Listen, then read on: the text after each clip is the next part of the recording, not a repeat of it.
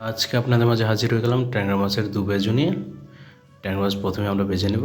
কারো যদি ভাজা মাছ খেতে ভালো না লাগে সে স্কিপ করতে পারেন, কাঁচা পাকারও পাক করতে পারেন। ভাজা তেলের ভিতরে দিয়ে দেবো পেঁয়াজ রসুন,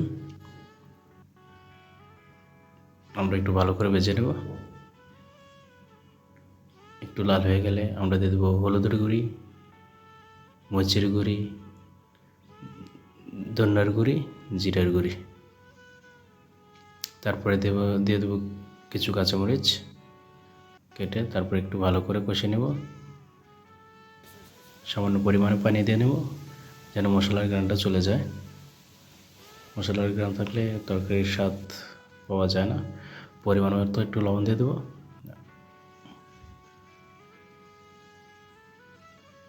তারপরে দিয়ে দেবো পানি পর্যাপ্ত পরিমাণ।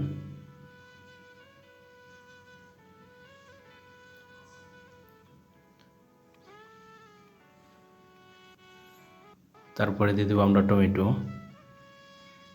যেন খাবারের স্বাদ একটু বাড়ে। তারপরে দিয়ে দেবো ট্যাংরা মাছ এক এক করে।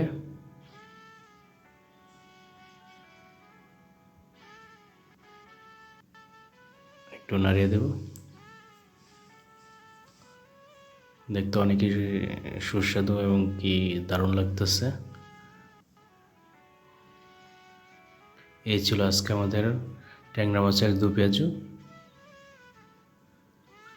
ইনশাল্লাহ সবাই বাড়িতে ট্রাই করবেন, খেতে অনেক দুর্দান্ত স্বাদ। যদি ভালো লাগে লাইক কমেন্ট সাবস্ক্রাইব করবেন। বাই বাই, আল্লাহ হাফেজ।